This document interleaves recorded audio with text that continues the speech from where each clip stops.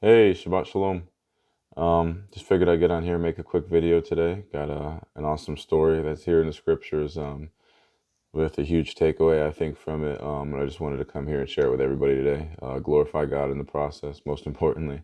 So first and foremost, just want to say all praise, glory, and honor be to the Most High God, and to His Son, Yeshua HaMashiach, for blessing us with another day. And like I said, Shabbat Shalom, today is the seventh day Sabbath of the Lord our God, a day that we've been blessed with since the beginning of creation, to have rest in, to draw closer to Him during, and to, just connect with Him. So yeah, all praise, glory, and honor be to Him. So I guess we'll jump right into it. What I wanted to talk about today is the very common story. Whether you're a Bible believer, an avid reader, or not, the story of David and Goliath. And there's a key verse in here I want to talk about. What we're going to build up to it. Kind of just do a quick rundown of the story. So how it starts off here, and it's in 1 Samuel chapter 17. It goes to tell us that the Israelites and the Philistines are about to go to battle. They're set up here. The Israelites are on this side of the mountain. The Philistines are on that side of the mountain. And they're getting ready to go to war. But right here in verse 4, it goes to tell us that a champion came out from the armies of the Philistines named Goliath from Gath, whose height was 6 cubits and a span. Now, for those who don't know, a cubit, they would say on average when they measured it, it was about from your elbow to the tip of your finger on the average man. And so what they would so pretty much it comes out to about 18 inches is a cubit, a foot and a half. And they're saying he was 9 cubits, or I'm sorry, was it 9? No, 6 cubits. So with that, that measurement's how they go by. He was about 9 feet tall. So he was a giant, a literal giant. I made a previous video, I think it's titled "The Sons of God," speaking on that whole topic, the giants and whatnot. If you're interested in that, but yeah, it goes to say they sent their champion out, and he was this big, and it scared the Israelites. They seen this giant man, this Goliath, and he comes out, and day after day, he was out there, he was intimidating the Israelites, and he came to them and he said, I stand for the Philistines, just like you stand for Israel. He said, there's no need to send the armies to war. He says, I'll fight. You pick one of your soldiers and you send them out to fight me. If you win, the Philistines will serve you guys. But if I win, then you will serve us. And that's how we will determine the battle and the outcome. And obviously nobody wanted to fight him. I mean, this man was 9 feet tall. He was huge. He was a giant. He was intimidating. I can only imagine what he looked like. We don't have 9 feet tall guys walking around today. We have guys that are 7 foot and a little taller, and they're huge. Now, this guy was a warrior, a full-blooded warrior. From his youth, he trained to be just that, a warrior. So not just he was big, he was skilled. It's a scary guy, and nobody wanted to fight him.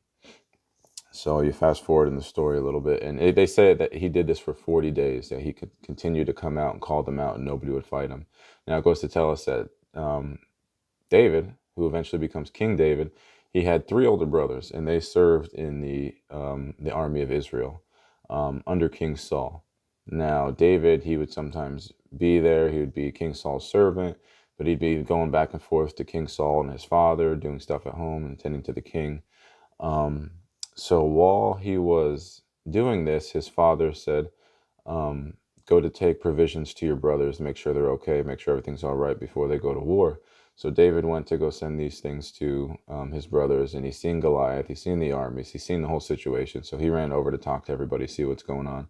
They told him what's happening. They said, his brothers and everybody said, I can only imagine what would happen. What the king would do for the man that defeats this champion they have, Goliath. And they're just going back and forth about it. And then David eventually ends up talking to King Saul. And it goes into a situation where David, we'll read it. Verses 32 to 37, we're going to read. And it says, David said to Saul, let no man's heart fail on account of him, meaning on account of Goliath. Your servant will go and fight with this Philistine. So David just says to King Saul, and this is a young David. This is a young man. This is a kid who's saying, don't let anybody fret over this guy. Don't let anybody, scare themselves to death. Don't let them fall in this fear. He goes, send me, I'll fight them. And it says, then Saul said to David, you are not able to go against this Philistine to fight with him, for you are but a youth, while he has been a warrior from his youth. But David said to Saul, your servant was tending his father's sheep. When a lion or a bear came and took a lamb from the flock, I went out after him and attacked him, and rescued it from his mouth. And when he rose up against me, I seized him by his beard and struck him and killed him. Your servant has killed both the lion and the bear, and this uncircumcised Philistine will be like one of them, since he has taunted the armies of the living God. And David said, the Lord who delivered me from the paw of the lion and from the paw of the bear, he will deliver me from the hand of this Philistine. And Saul said to David, go, and may the Lord be with you. So David right here was just, right out of the gate, he said, nope, nobody wants to fight him. Your entire army doesn't want anything to do with him. I'll fight him. And he goes to give a story and says, when I was tending to my father's sheep, which is it's great to hear that, because David is from the tribe of Judah, that he became king. Christ came from the seed of David, and he was a shepherd. Shepherd the flocks, and we are the flocks. Yeah, it all ties in. But he goes to say, he says, when I was tending to my father's sheep, I had to protect them from lions, from bears. He says, and I've taken them down. And he goes to say, he glorifies God. He says, the only right way I was able to do it was because God was on my side. And he says, it'll be the same thing with this man. He says, God will be with me, so I'll take him. We can do this, and I'll deliver Israel. And King Saul said, okay, we can do this. And then it goes to tell us that King Saul, gave David his own personal armor, and David put the armor on, had his sword, and it just didn't feel right. He was uncomfortable. He said, this isn't tested. I can't use this. This isn't going to do anything for me. I can't. So we'll go to verse 39. And it said, David girded his sword over his armor and tried to walk, for he had not tested them. So David said to Saul, I cannot go with these, for I have not tested them. And David took them off, like we just said.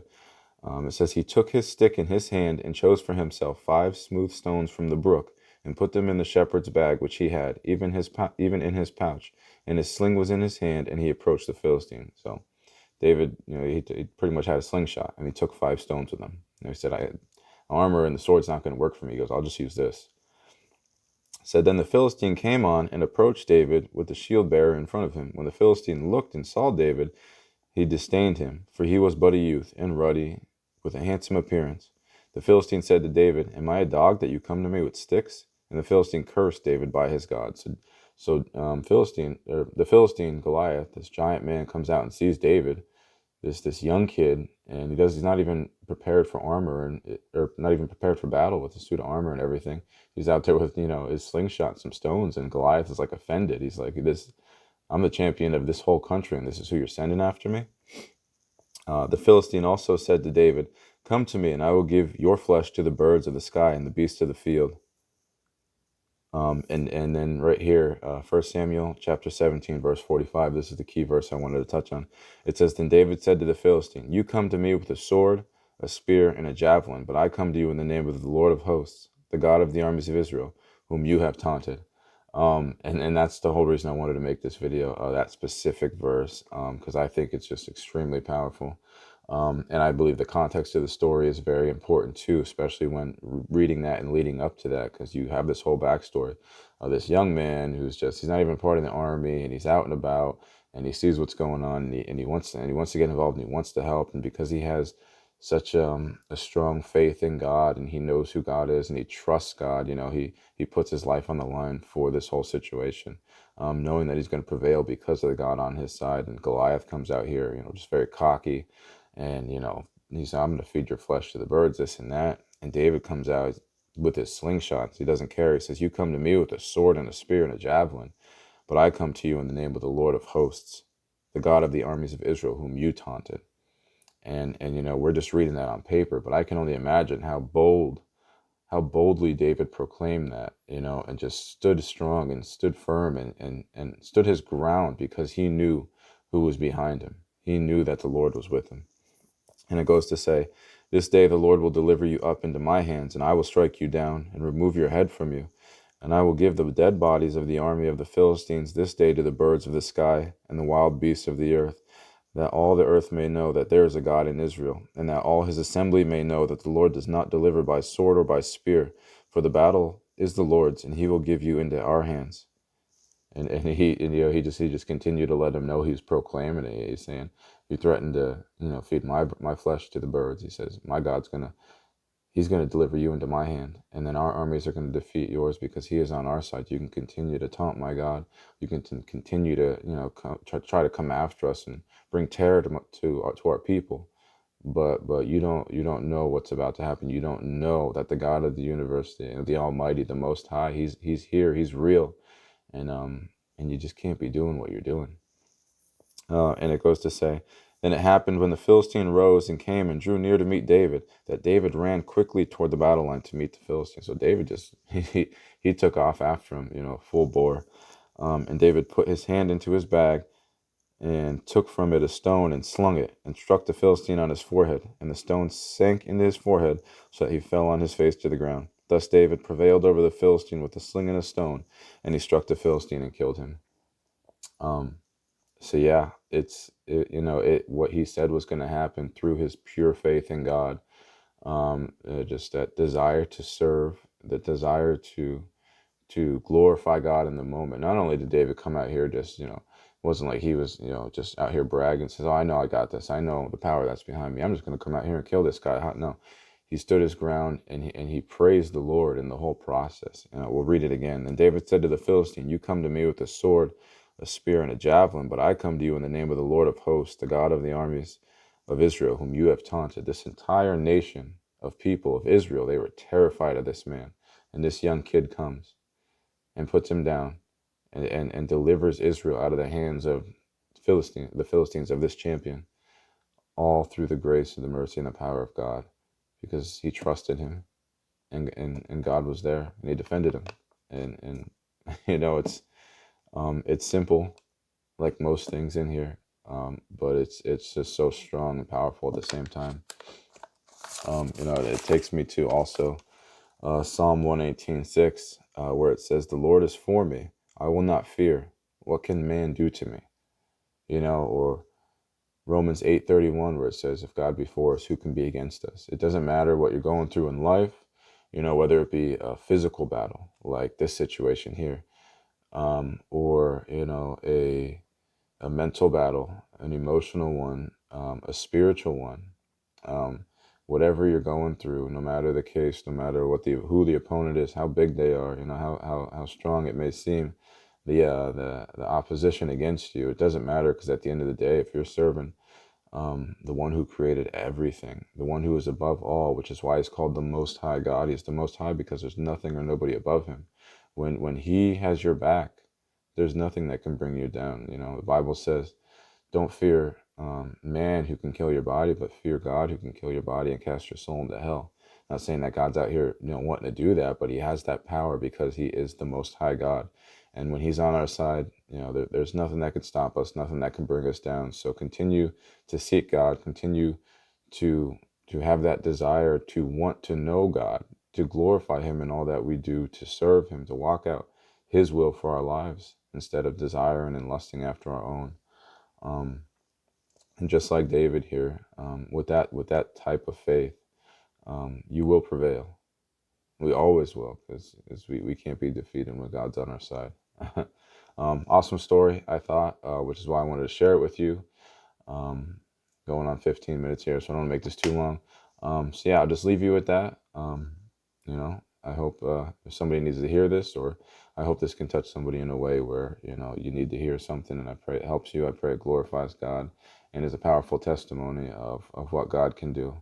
So yeah, all praise, glory, and honor be to the Most High God. We'll leave it at that. Shabbat Shalom.